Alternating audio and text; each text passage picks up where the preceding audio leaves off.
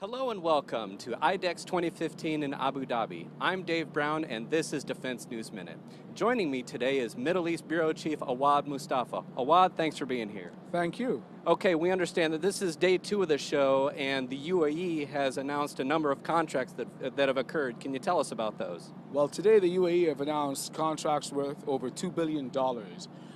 Some of the contracts include fast boats, some include armored vehicle purchases and upgrades, as well as the biggest contract of the day with Thales Alenia and Airbus on the Falcon Eye SpySats. All right, tell us a little bit about that one because we understand that there was some controversy involved. Well, yes, this contract's worth just over $1 billion for 2 SpySats and ground stations. Now, the UAE last year discovered that there was some technology in it which traces back to the US that provides a back door. And there's been discussions going on. The French Defense Minister, Le Drian, has been going back and forth until the contract was finalized late last year. All right, now they're finally able to talk about it. And can we expect more announcements, contract announcements, as the week goes on? Well, we're going to be expecting contract announcements every day. Okay, great. Now for continuing coverage, be sure to check us out on the web. United Arab Emirates and the Somaliland deal for the military base and the DP World ports. The UAE and Somaliland signed these agreements in 2016 to build a military base, to build develop a port for Somaliland. And this issue is quite important because alongside it, there has been clauses of infrastructure development that involve humanitarian aid, human capital development, security for the region. So it's more of a complete, well-rounded approach to an aid program in return for some strategic assets. Awad Mustafa is a Gulf security analyst and reporter based in Dubai, and Mohammed Al-Qassam is our own senior Middle East correspondent at I-24 News. Thank you both for joining us at Strictly Security.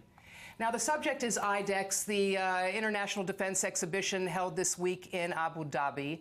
It's the Middle East and North Africa's largest defense and security event, bringing together the region's top defense officials with the world's arms exporters. So I wanted to ask first, Awad, what has it been different from other years? Is Iran and the Iranian threat still driving discussion and all of the activity there?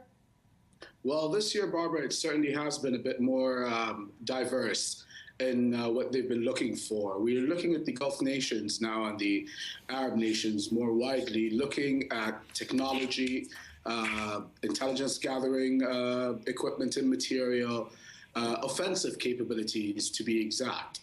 In the past years, we've known that the main threat was coming from Iran for these nations, but now it's a trifecta of ISIS, Iran, and what's going on in their own backyard in Yemen right now. Mm-hmm. So tell us, what are they buying and where are they looking to buy from? Well, they're buying it from the usual suspects, of course, American, British, European companies, but as well, they're engaging more and more with the Russians. The UAE recently just signed a $860 million contract for anti-tank guided missiles, which is not of the norm. As well as that, they have signed an agreement with Russia to develop a 5th-generation fighter, which is something that the UAE has been looking to do for the past few years. And now, also this year at IDEX, we're looking at the Chinese, at the East Asians, presenting more prominently and strongly their equipment. So everybody is in the market, and there's a stiff competition there, I'd imagine. Oh, yes, there is. Muhammad, stands at all. Exactly, that's true. Now, Awad, what are your sources telling you over there about the Trump administration and how it may be more, perhaps, rigid vis-a-vis Iran than the Obama administration was? Well, the Trump administration, since it came into power, it said all the right things to appease the Gulf government, and they are listening to what he's saying and are ready to engage, as proven by the American Emirati raid in Yemen to gather intel and material that has been rated as a failure by U.S. press. They're looking, they're waiting to see, they're hearing a lot of things, and they're ready to engage with them. Definitely more engagement than with the Obama administration, which held back sales to the Gulf countries, which was inactive in Syria, and made a huge mess for them. Mohammed, you want to jump in there? Well, yeah, I wouldn't be able to do it. Awad, finally, what is the mood in the Gulf vis-a-vis this covert, tacit alliance between GCC states and Israel? Well, I mean, the Gulf and Israel share common threats. Iran, ISIS, what's going on in the region. There are a lot of issues that come into play for both of them. The depth of this cooperation, I wouldn't be able to tell you on it.